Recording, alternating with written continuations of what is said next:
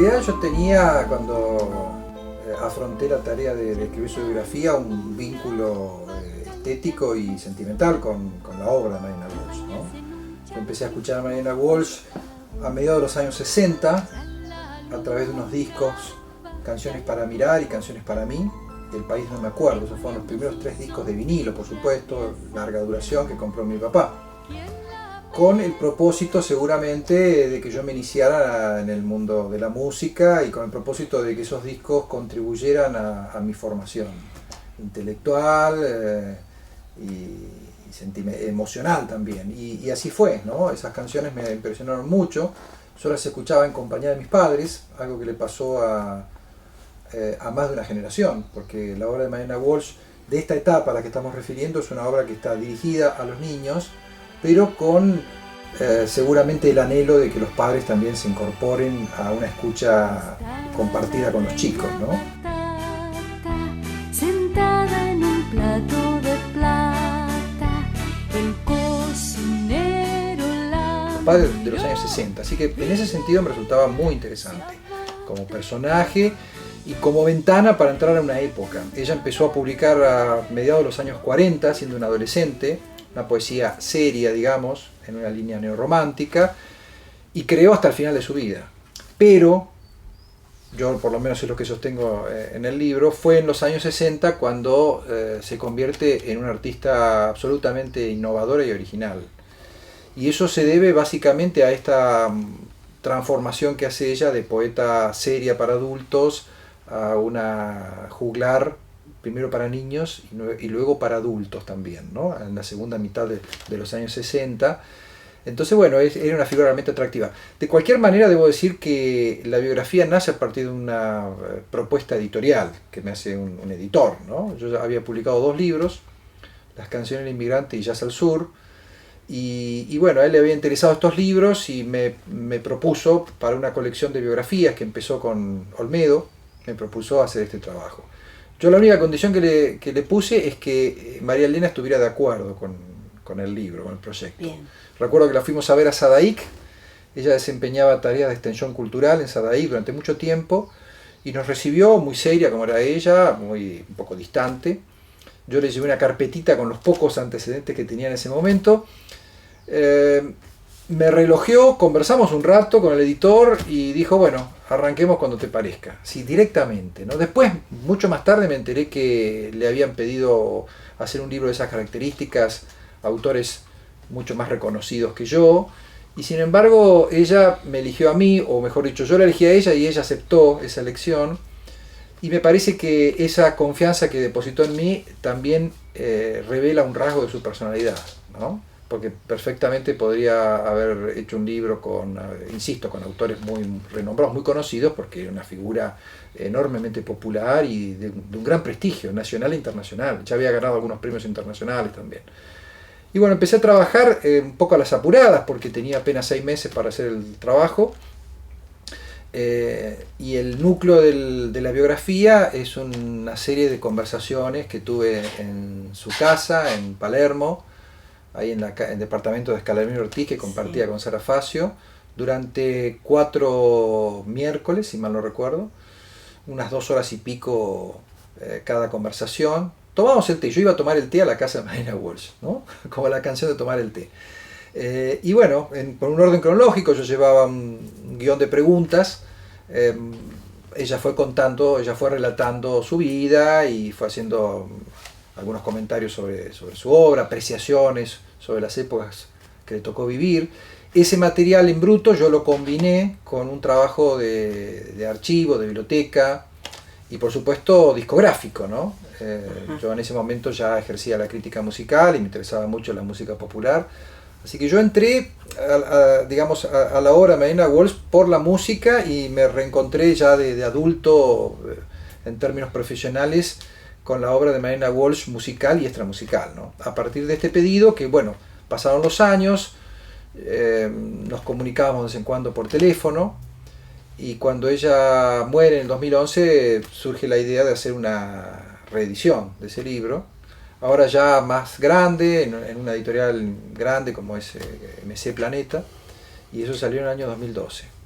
En realidad María Elena Walsh tenía en mente ser poeta y de hecho a los 15 años empieza a publicar primero en la revista El Hogar, al poco tiempo en el suplemento que dirigía Eduardo Mallea de Cultura del diario El Mundo, del diario La Nación, que era la gran vidriera de consagración literaria de la época, y con algunos dineros prestados se anima a publicar Otoño Imperdonable, efectivamente, que es la obra que la instala en el panorama de las nuevas letras argentinas, de la nueva poesía argentina, con una afiliación romántica, ¿no? Vicente Barbieri, en fin, una gran admiración por Juan Ramón Jiménez, al que más tarde va a conocer, con el que va a tener un vínculo muy importante.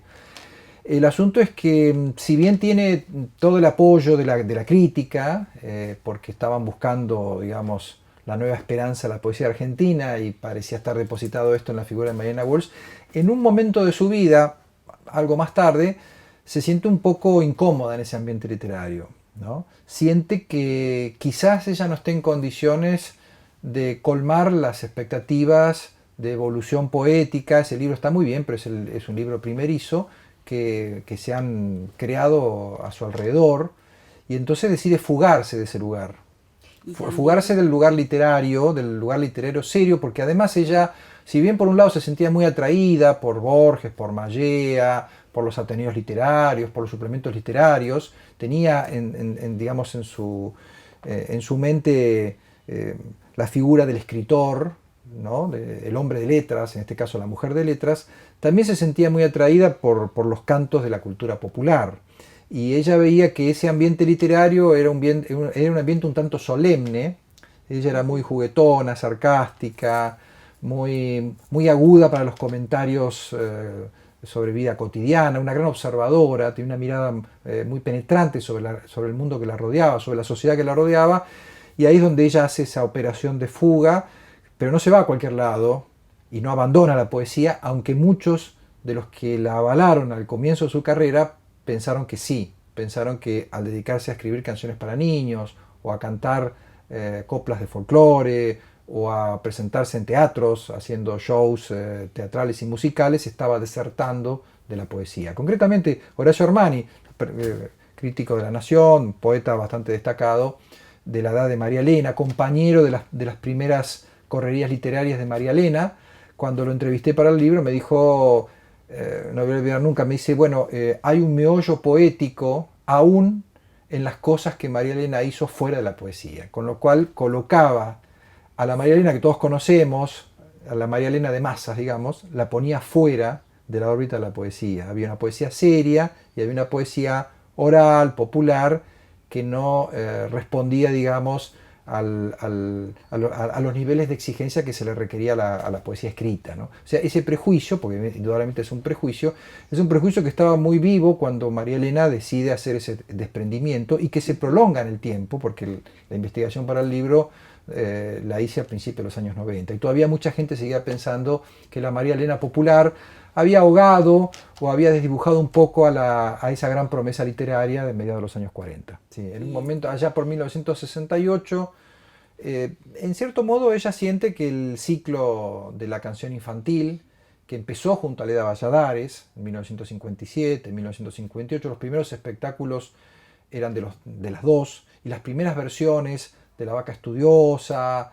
de La Familia Polillal, de Canción para bañar la luna, esas primeras canciones, esas grandes, hermosas primeras canciones infantiles, en realidad, si bien eran autoría de María Elena, los arreglos y la interpretación estaba también compartida con Leda Valladares. Pero cuando ella se desprende de Leda Valladares a nivel artístico y se rompe también el vínculo personal, entra una especie de vértigo creador que dura varios años. Pobre mi madre amarillo, eres la misma desdicha. Y que ella en algún momento siente que está agotado. Ese formato, ese género que ella inventa. Porque si bien María Elena Walsh no inventa la literatura para niños, había una literatura para niños, tal vez no con la gracia y el encanto, ¿cómo? Inventa un modo, pero inventa además un género, que es la canción para niños. eso no existía. Existía literatura, estaban las torres de Nuremberg, de Tallón, estaban los cuentos y las novelas de Monteiro Lobato, que es un escritor brasileño muy exitoso en Argentina, se traducía y se editaba en nuestro país. Estaban los cuentos de Horacio Quiroga, que los chicos los leíamos también. Había literatura infantil, ¿no? Jules de Montavani era una escritora que también había transitado por la literatura infantil. No podemos decir que fuera un territorio virgen el de literatura para chicos. Más allá de la impronta original que le da también a ese territorio María Elena. Pero lo que no había eran canciones para niños. Y esa me parece que es la gran invención de María Elena Walsh. Y fíjate que hoy es un género pródigo, tanto de la literatura como de la canción infantil, ¿no? Hay ferias, hay ciclos, en vacaciones de julio ni hablemos, ¿no? En todas las ciudades del país hay espectáculos, muchos basados en las canciones de María Elena, que se siguen reponiendo una y otra vez. O sea que tienen evidentemente una gran efectividad para comunicar a los chicos de hoy, ¿no? A los niños de hoy. Van montados al palacio del marqués en caballos de ajedrez. Vamos a ver cómo es el reino del revés. Vamos a ver cómo. ¿De qué manera? No diría que es lo más importante. A mí me parece que lo más importante de la biografía es partir de alguna tesis. En eso soy bastante académico, ¿no? Uno tiene una cierta uno encuentra una tesis de trabajo. Después, bueno, esa tesis se va corrigiendo. En algunos casos incluso se puede abandonar y reemplazar por otra, ¿no? Y mi tesis era justamente que María Elena había construido un espacio novedoso en el campo cultural argentino. Sí. Y que ese espacio novedoso estaba hecho de hilachas de distintas cosas, distintas culturas. Estaba la poesía seria argentina, sin duda, porque esa es la matriz de donde ella viene. Estaba el nonsense y las nursery rhymes, las canciones de cuna y los juegos de disparate verbal que había absorbido en su hogar. Su padre, hijo de irlandeses y de ingleses, descendiente de irlandeses y de ingleses, había mantenido viva esa cultura, ¿no? En el interior del hogar de los Walsh.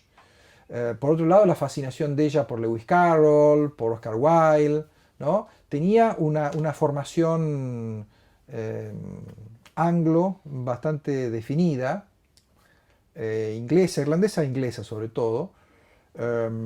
También tenía, a través de la madre, quizás le llega una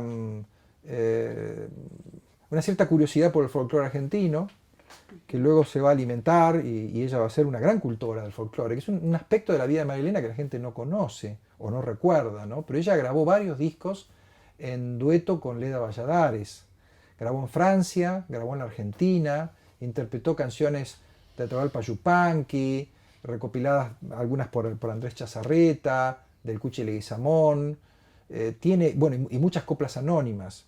Así que ahí hay otra vertiente importante. Y después, como vivió un tiempo en París, a mediados de la década del 50, estuvo en contacto con la chanson francesa. Conoció a Georges Brassens, a Jacques Brel, a Charles Aznavour.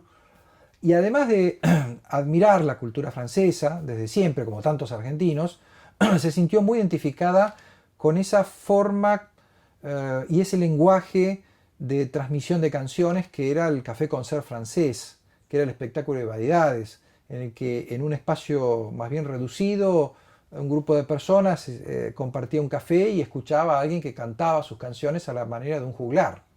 Entonces la imagen del juglar y del trovador es una imagen muy fuerte en la construcción de la figura pública de María Elena en los años 60.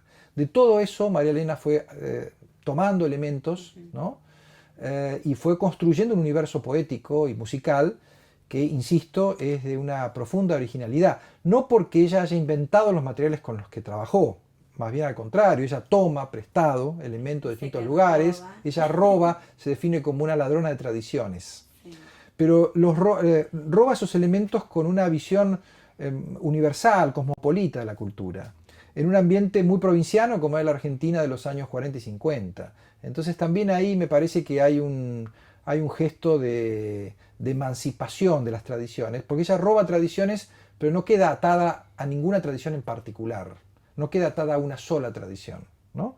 Entonces esa osadía para combinar elementos, para mezclarlos, la perfilan como una figura enormemente original. Yo pensaba la otra vez, escuchando un programa de radio, hablar de la expresión world music, que ahora está un poco de capa caída, pero hace unos años era una expresión muy fuerte, ¿no? Para referirse a los folclores del mundo. Yo pensaba que María Elena fue una innovadora, o más aún, fue una precursora de las músicas del mundo, porque si uno se toma el trabajo de revisar en los discos, sobre todo en los discos de la primera etapa, a qué forma y a qué especie musical pertenecen las músicas de sus primeras canciones, se va a encontrar con un panorama caleidoscópico. Se va a encontrar, por ejemplo, con que Manuelita la Tortuga es una habanera, que quizás pueda pasar por tango. Se va a encontrar con la milonga del hornero, que obviamente es una milonga. Se va a encontrar con el mono liso, que es un twist, ¿no? Se va a encontrar con melodías japonesas, sones cubanos, rumbas, aires orientales, jazz, foxtrot. En fin, es una paleta puestas todas en un mismo disco, ¿no? Donde el elemento que hilvana esa enorme diversidad, esa enorme dispersión de ritmos, es justamente la canción, ¿no? Que va más allá del género. Esta idea de que la canción es un género en sí mismo. Es una idea muy moderna y en su momento, una época en la que estaban muy compartimentados los géneros musicales, estaba el tango por un lado, el folclore por otro, la música popular. Hoy lo tenemos, exactamente, hoy lo tenemos incorporado, y lo tenemos incorporado porque, bueno, porque Mercedes Sosa ha grabado todo tipo de música, lo tenemos incorporado porque los músicos de rock conocen el mundo del tango y los folcloristas toman elementos del rock. Vivimos en una época de una fluida circulación de saberes musicales, ¿no? Y además se juega con eso, a veces sale bien, a veces sale mal el juego, como pasa con todo, exactamente, tango electrónico. En tiempos de Mariana Walsh era mucho más riesgoso hacer algo así. Ella pudo hacerlo por varias razones. Primero porque ya había construido un cierto prestigio en el campo intelectual a través de la poesía. O sea que ella ya alargaba con un cierto hándicap que le permitió explorar un territorio relativamente novedoso teniendo un nombre y un apellido detrás. No era una don nadie, eso quiero decir. Luego, todo lo que aprendió con Leda Valladares. Todo lo que aprendió con Leda Valladares. Ella conoce el país y lo va a decir en varias oportunidades. Hay un texto maravilloso que se llama Vox Populi, ¿no? Donde dice, bueno, los argentinos decimos que estamos más cerca de París que de Catamarca, dice. Y probablemente sea así, pero vale la pena de vez en cuando, en lugar de mirar tanto hacia París, y lo decía ella, que conocía Europa y que tenía una cultura, digamos, que había transitado el mundo y que se había formado a través de una cultura eurocéntrica, básicamente. Y la gran paradoja es que cuando vuelve de París, donde graba discos y donde llega a tener cierto éxito como intérprete de canciones criollas argentinas, ahí recién empieza a recorrer la Argentina. Ahí va con esas canciones nativas, criollas, de raíz nativa, a Catamarca, a Salta, a Jujuy, y ahí descubre nuevamente el mundo.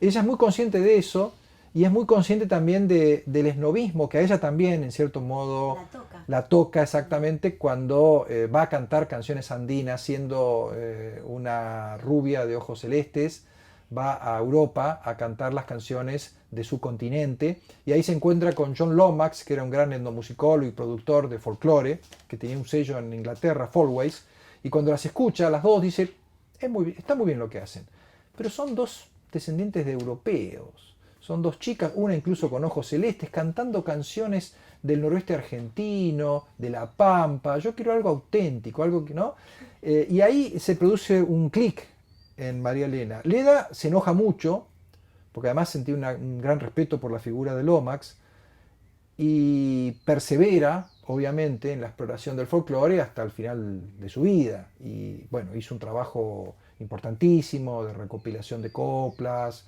grabó muchos discos, desarrolló una tarea didáctica y de investigación muy valiosa. María Elena no, a María Elena le duele realmente estas palabras, y en cierto modo le da la razón a Lomax. Dice, bueno, ¿cuánto puedo seguir haciendo yo como intérprete de folclore? Es realmente lo que a mí me gusta, y ahí hace otro giro. Y vuelve a palabras de Jiménez.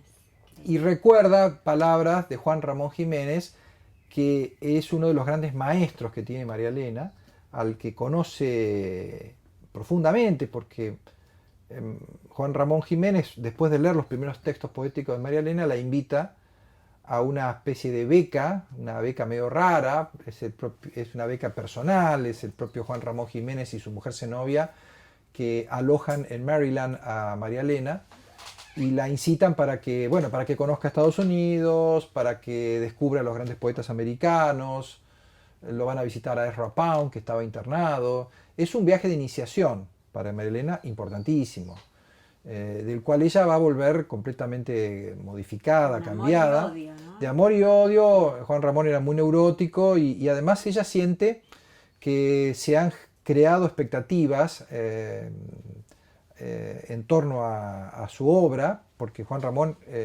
todas las mañanas golpea la puerta de la habitación, de ese hogar propio, ese cuarto propio Sí. que logra tener María Elena en Maryland, pidiéndole textos, ¿no? Bueno, a ver, ¿qué hiciste? ¿No? Hay como una demanda de productividad que ella no puede satisfacer. Y entonces vuelve a escapar. Ella siempre está escapando y eso también revela otros aspectos de su personalidad, ¿no? Si bien cuando uno hablaba con María Elena tenía enfrente una persona muy segura, muy pensante, un poco distante, con un sentido de la ironía muy afilado, podía ser muy agresiva incluso cuando algo no le gustaba, muy frontal. También es cierto que era una persona tímida, parte de esa hostilidad que a veces se generaba a su alrededor provenía de la timidez y con cierta inseguridad o cierta necesidad de reconocimiento, y cuando ella veía que no podía dar todo lo que de ella se esperaba, ella hacía este movimiento de fuga, que como toda fuga siempre es hacia adelante, ¿no? Y entonces, bueno, ella va en ese permanente, digamos, en esa errancia hacia adelante, va tocando los campos que va pisando con su talento y los va modificando. Los va modificando. Ella modifica el campo de la música folclórica que estaba dominado por los cuartetos de gauchos, como ella decía. Era un mundo muy viril y masculino, ¿no? Digamos, era un mundo que tenía una marca sexista muy grande. Entonces ella introduce la voz de la mujer, ¿no? Había intérpretes, pero estamos hablando antes del surgimiento de Mercedes Sosa y de las grandes cantantes folclóricas, ¿no? Después, bueno, y además en un formato inusual también, que era el de dos mujeres cantando. Después, bueno, funda la canción para niños, para siempre, y luego tiene un rol protagónico en lo que se va a llamar a fines de los años 60 la nueva canción argentina. La nueva canción argentina que no llegó a prosperar demasiado más allá de ese momento, fines de los 60, principios de los 70, Jorge de la Vega, Nacha Guevara, las primeras cosas de Nacha Guevara con Alberto Favero se encuadran dentro de la nueva canción argentina. Dina Roth, amiga de María Elena con la que compartieron varios espectáculos, Mariquena Monti, son artistas muy interesantes que intentaron, y hasta cierto punto lo lograron, pero sin una gran continuidad, crear un nuevo género de canción en Argentina. Estaba el tango, estaba el folclore, estaba la música beat, la música joven, ¿no es cierto? Almendra, Manal, empezaban a hacer sus primeros pininos en ese momento, y estaba la nueva canción, que en cierta medida era una especie de mix entre la canción folk norteamericana y la canción francesa, la chanson francesa, ¿no? Y en ese terreno María Elena es precursora también, porque Juguemos en el Mundo, que son la famosa canción para los ejecutivos, el show de los ejecutivos, es de 1968. Y el disco El Gusanito de Jorge de la Vega se graba a principios de 1969. O sea que también ella es una iniciadora de ese movimiento que, reitero, fue bastante importante, sobre todo en esos años, fines de los 60, comienzos de los 70. Y después va a tener una intervención periodística importantísima también, con una mirada muy, muy personal, ¿no? Las crónicas de viaje de María Elena son maravillosas, maravillosas. Sus viajes por Europa, sus viajes por Estados Unidos, sus contactos con grandes escritores como Doris Lessing, por ejemplo, la gran escritora británica por la que ella sentía una gran admiración. Realmente va dejando en cada territorio que toca, en cada territorio cultural que toca, va dejando una marca, y a la vez, viendo a la distancia su vida, uno encuentra un hilo que va uniendo todo eso. Todo eso está unido. No son cambios radicales, ni caprichosos, ni irreversibles. La poeta adolescente de algún modo se reinventa en algunos textos de la madurez, los textos autobiográficos, donde aparece un tono de poesía melancólica que viene de esa adolescencia, con una melancolía precoz, esa adolescencia de los 14, los 15 años, ese espíritu adolescente de sentirse uno contra el mundo, ¿no? Bueno, eso ella de algún modo hace catarsis con su poesía, que realmente es una poesía interesante para la época. Y después, bueno, el folclore reaparece en las canciones para niños, porque en cierto modo ella interpreta las canciones, el folclore como la infancia de la humanidad. Entonces hay una relación, ¿no? A través de la copla principalmente, Sí. ¿no? Vos fíjate que ella era una poeta bastante clásica, por no decir conservadora, cuando intentó ser una poeta seria en su adolescencia. Metro y rima. Metro y rima. En un momento en el que tenés otra poesía, tenés, Sí. tenés surrealismo, Sí, tenés sí, sí. todos los Bueno, sismos, todas las vanguardias literarias. Entonces, ¿qué pasa? Ella es joven, es irreverente, ¿no? Es una mujer que quiere Busca dónde publicar, se lleva el mundo mundo por delante, se ríe de los viejos, ¿no? Se mofa de Enrique Larreta y tantos otros. Elige la escuela. Elige la escuela, se rebela contra los padres. Hay que decir que por más que se rebele contra los padres, proviene de un hogar bastante abierto y liberal, Sí. que le permite tanto a ella como a su hermana Susana, bueno, elegir el rumbo que le quieren dar a su vida. Y entonces, bueno, evidentemente va uniendo esos distintos saberes. Y lo que te quiero decir es lo siguiente, ella pasa de esa poesía neorromántica, que queda un poco desfasada frente a las poesías modernas de la época, pasa a la cultura popular, donde la rima y el metro se celebran y reinan sin ningún conflicto.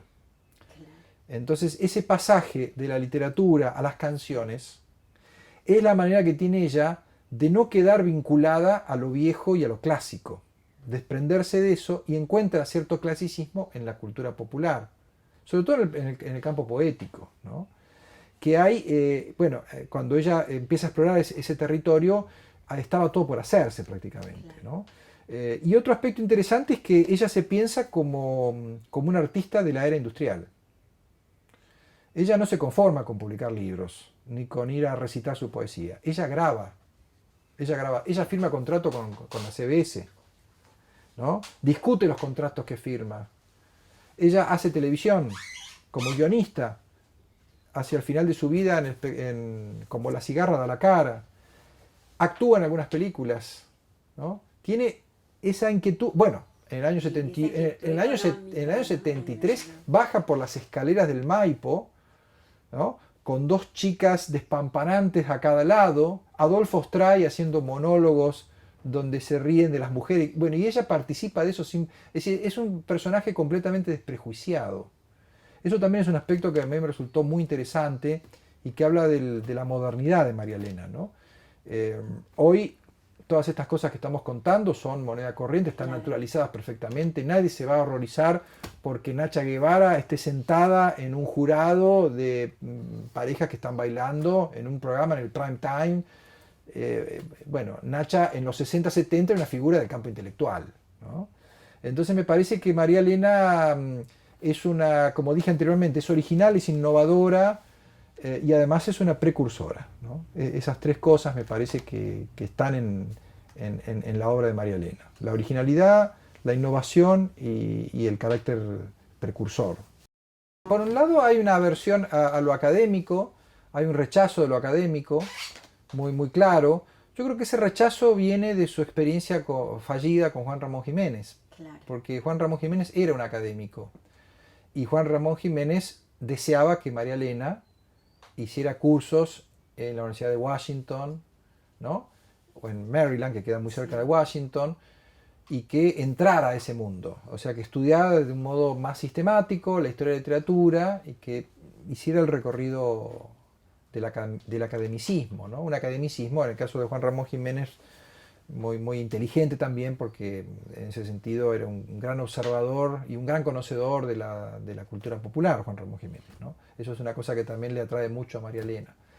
Pero por otro lado, María Elena construye una especie de academicismo propio, ¿no? Ella, por ejemplo, es una gran guardiana de la lengua, se preocupa y se enoja cuando oye en los medios masivos de comunicación que el castellano está mal usado. Apoya a Jorge Asís en plena época de Menem, cuando Jorge Asís propone sacar el inglés de la vía pública, en los afiches, en las publicidades, ¿no? Es decir, tiene posiciones un poco desconcertantes, que en parte tienen que ver con el tremendo cuidado y celo que ella tiene con el idioma, ¿no? Con el lenguaje, con la palabra, ¿no? Ella es una exquisita artesana de la palabra y es una erudita de la palabra. Y además es una extraordinaria traductora. ¿No? Traductora de Oscar Wilde, de Lewis Carroll y de muchas otras obras, ¿no? Y de muchos otros autores, del inglés al español. Por lo tanto, es cierto, siente un rechazo por el mundo académico, pero ella de algún modo mantiene en alto las banderas del buen castellano, de la lengua, del saber, y en eso es clásica y moderna, las dos cosas a la vez, ¿no? Bien. Ella fue una argentina 100%, ¿no? Tenía todos los elementos para reivindicarse como una figura representativa del país, ¿no? Tenía sangre inmigratoria de diversas fuentes, lo inglés, lo español, lo irlandés, ¿no? Por el lado del padre y por el lado de la madre. Un gran amor y conocimiento por las provincias argentinas, ¿no?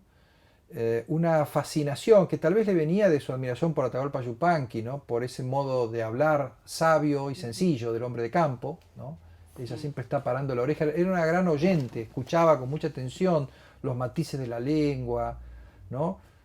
Los modos dialectales de cada región, cuando recorría la Argentina y América Latina también. Y luego tiene lo que tiene el argentino, generalizando un poco, o quizá el porteño, para ser un poco más preciso, que es una gran voracidad cultural, un gran apetito por las culturas del mundo, ¿no? Por Europa, pero también por Estados Unidos, le gustaba el jazz, le gustaban los musicales, ¿no? Y una gran curiosidad sin la cual su vida no hubiera sido tan rica, tan diversa, ¿no? Una gran curiosidad auditiva, visual, tenía una gran percepción visual de las cosas. Por eso fue una muy buena ensayista de fotografía, por eso su primera amistad y luego su amor con Sara Facio, y además los textos, bueno, y además su relación con Greta Starr, con Anne-Marie Henry, con grandes fotógrafos y fotógrafas de la Argentina, con Horacio Coppola. Desde muy joven ella escribe sobre fotografía, le interesa mucho la fotografía y sabía mucho de fotografía, un saber que lógicamente se fue profundizando en los años de convivencia con Sara Facio. En el año el 24 de marzo de 76 se produce el golpe militar, empieza un periodo oscuro de la vida nacional y la figura de María Elena, si bien sobrevive al golpe en el sentido de que no estaba fichada por los servicios porque no había tenido militancia política, en todo caso era una liberal de izquierda, ¿no? O era una liberal en el sentido anglosajón del término, una liberal. Incluso tenía una visión crítica al peronismo hasta ese momento, no obstante lo cual escribe el que tal vez sea el poema más bello dedicado a Eva Perón, ¿no? O sea que hay una identificación con Eva Perón y hay un reconocimiento, del lugar de la mujer que habilita la figura de Eva Perón. De cualquier manera, ella, por supuesto, vive con profunda tristeza y con angustia el golpe del 76, al punto tal que contrae cáncer 2 años más tarde, ¿no? O sea, evidentemente hay una metabolización de esa situación que vive el país. Ella abandona la actuación en 1978, deja de cantar. En alguna oportunidad le habían comentado que iba a ir Videla a escucharla a un café con Cera, ella se pone muy mal, afortunadamente no va a Videla a escucharla, a verla, y en el año 1979, a instancias de un editor del diario Clarín, ella se anima a escribir y Clarín publica un texto en el que califica a la Argentina de ese momento como un país jardín de infantes, un país cuyos habitantes son tratados como seres inmaduros, como seres ignorantes, ¿no? A los que hay que filtrarles las lecturas, las películas, la música, etc., ¿no? Ese texto, que lo presenta como una especie de carta abierta a la Junta Militar, no tiene quizás el valor ni el carácter político de la carta de otro Walsh, de Rodolfo Walsh, pero yo lo pondría en línea con ese tipo de pronunciamientos que son muy valientes y que son formulados en tiempos muy difíciles y peligrosos, ¿no? Porque es fácil ser crítico y valiente con todas las garantías democráticas del lado de uno, y es mucho más complicado serlo cuando están suspendidas esas garantías y el Estado de Derecho. De cualquier manera, el texto ha sido, retrospectivamente o a la distancia, ha sido interpretado de más de un modo, porque es cierto que hay algunas concesiones en ese texto. En un momento dice, bueno, han pacificado el país, ¿no? Que uno lo ve desde hoy y resulta chocante, resulta muy chocante, ¿no? Pero bueno, uno puede entender que eso era el salvoconducto para poder decir lo que finalmente dijo. Y lo más importante de todo es que los militares tomaron esta carta, este artículo, como un desafío al régimen. Recibió amenazas, sus canciones dejaron de difundirse por radio, algunos de sus libros también dejaron de tener difusión, no llegaban a las librerías, y en un momento ella decide hacer un viaje un poco más largo de los que habitualmente hacía por Europa, se reencuentra con Julio Cortázar y se entera a través de Cortázar y de otros exiliados argentinos que este texto ha tenido una enorme repercusión fuera de la Argentina, y que muchos exiliados lo han fotocopiado y se lo han mandado entre ellos a través del correo, y hay una gran efervescencia y hay realmente una gran admiración por la figura de María Elena Walsh. Cuando en 1983 vuelve la democracia, ella participa activamente de la campaña electoral de Alfonsín. Tanto es así que Jairo interpreta en los actos, yo solo recuerdo bien porque algunos de esos actos fui, en los actos de campaña de Alfonsín, interpreta Venceremos, que es una antigua canción inglesa a la que María Elena Walsh había hecho una versión moderna, ¿no? We Shall Overcome. Y era un himno que había sido usado también en tiempos de Martin Luther King en el marco de las campañas por los derechos civiles en los Estados Unidos. O sea que era una canción que tenía una genealogía política y que reaparece en ese momento. Esa canción, y sobre todo como La Cigarra, una canción escrita por María Elena Walsh y grabada en 1973, se convierten en dos de las canciones más populares de los años 80 y 90 en la Argentina, de la recuperación democrática. La graban León Gieco, Mercedes Sosa, Jairo y muchos más. Así que podemos decir que la presencia de María Elena en la vida institucional de la Argentina ha sido también importante como un intelectual faro, ¿no? Un intelectual faro y un referente intelectual y ético, ¿no? Que en los momentos más difíciles, bueno, cumplió un rol realmente destacado y necesario. Después de un año bajo la tierra, igual que sobreviví.